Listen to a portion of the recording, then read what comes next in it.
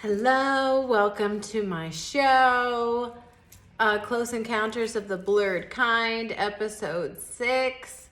So, y'all, I kind of hustled backwards again in that I said I was done with the dating apps, but I went back to it. I mean, the other night I went out with my neighbor and we had a good time, just her and me. But, I just kind of kept trying to talk. Well, not kept, but a few times I tried to talk to a couple of dudes and it was going nowhere. Just like major ignoring. And so I was like, all right, at least if I go back on that dating apps, then that's where people are looking for me. And then it will be easier because they will have swiped on me rather than me going up to people who are clearly not interested in me at all. So I went back on, y'all, and there was a guy that I matched up with in the last rendition, and he matched up with me again.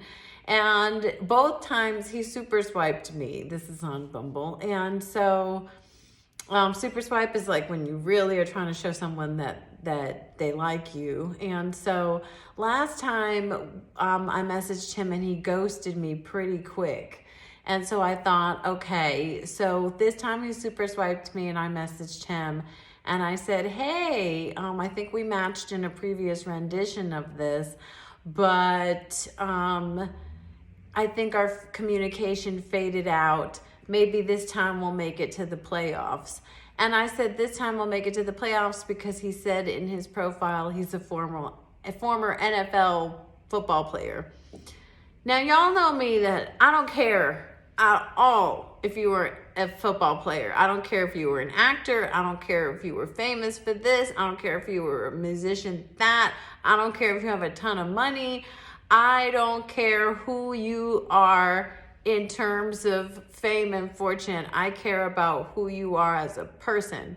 So whatever, at least it would make a good story. He and I had a 2-hour phone call the other day and it was pretty fun. It was really chill and we had a lot to talk about and he was funny.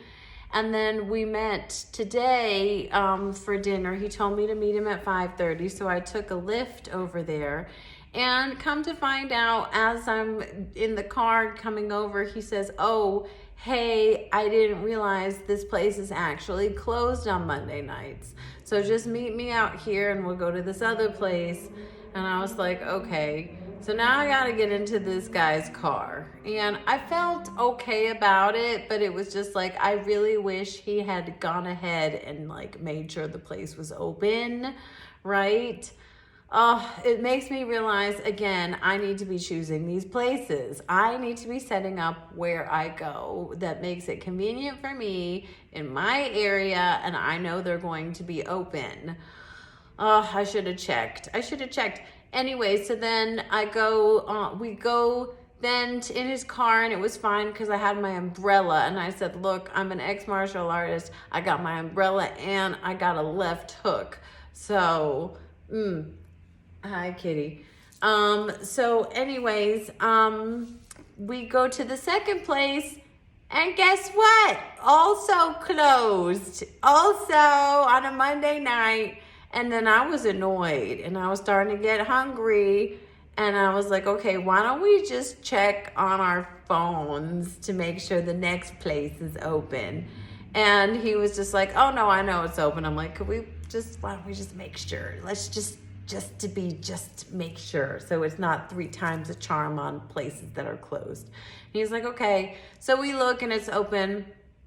It was kind of this deep fried food place. And y'all know how I feel about deep fried food. Not so much, y'all. Not so much loving it. And so whatever, I ate it and it was and then he paid and that was nice, but he kept talking about the fact that he was going to pay, which bothered me a little bit. When we sat down, oh, you just get whatever you want. Oh, so are you sure? Just get whatever. And it was just you're talking a whole lot about you inviting me to do that, to the point where it's almost oh, it's feeling awkward now. Anyway, so fast forward he said, oh, we should go to this great karaoke place. And I was like, okay. We get there, it's not karaoke for another hour. It's this amateur comedian hour. And to say that the comedy was terrible would probably be polite. It was absolutely dreadful, the comedy. But I was like, whatever, let's just stay here. And he's like, oh, you're so easygoing. I really like that. And just he just kind of kept... The whole night, he kept trying to tell me his play-by-play commentaries on how I was doing. And he also kind of kept interrupting me. So he very much dominated the conversation for most of the evening. And then in addition, he was interrupting me a few times where I was like, can I finish? I even had said that a few times, can I finish? Not great for a first date. Women, nobody likes to be interrupted. Women are interrupted constantly, particularly in the corporate world. Women of color are also, it shouldn't even matter. Nobody likes to be interrupted, all right? Especially on a date, and it kept happening. So anyways, so fast forward to... we finally do karaoke. I do a couple songs, and he kept trying to call me babe a few times, and I didn't care for that. We don't know each other. I'm not babe, And then the other thing was this, during the comedy, he just kept trying to talk to me the whole time about the jokes, and it was just like, oh, be quiet. And so, he was driving me home and he said, when can he see me again? And I had to be honest. I said, you're really nice. It was a fun time, but I really got the friend vibes. And you kind of were interrupting me a lot throughout the evening. And that's kind of tough for me. And he was like, I noticed that. And I'm sorry, I had to reel it in, and you're right. And I'm thinking now this dude is 11 years older than me, a little bit more. He's 55, and it's you still are interrupting a woman and thinking that she's going to be fine, or you can't self-regulate. And he said, well, I was so excited. And it was just but I'm sorry. Yeah, fun to go out with you. Thanks for the dinner. It was kind of deep fried. Thanks for the couple of drinks. And I got to sing karaoke for you, and we listened to awful amateur comedy together.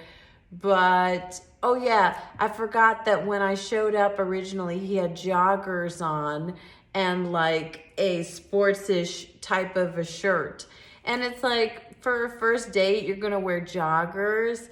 And I'm dressed in this black top and then the scarf, and I had my raincoat that's very fashionable, jeans, and my boots. So I did try to, I tried to dress it up a little bit. And so seeing him in joggers and sneakers, his workout sneakers, and a sports shirt and a sweatshirt, I wasn't that impressed. This is how you're going to dress the first time you're meeting me? And he even said at one point, well, you're meeting me on a Monday. And it's who cares? You can't dress a little extra nice on a Monday. So all this to say is, I don't think so. Thanks for letting me process.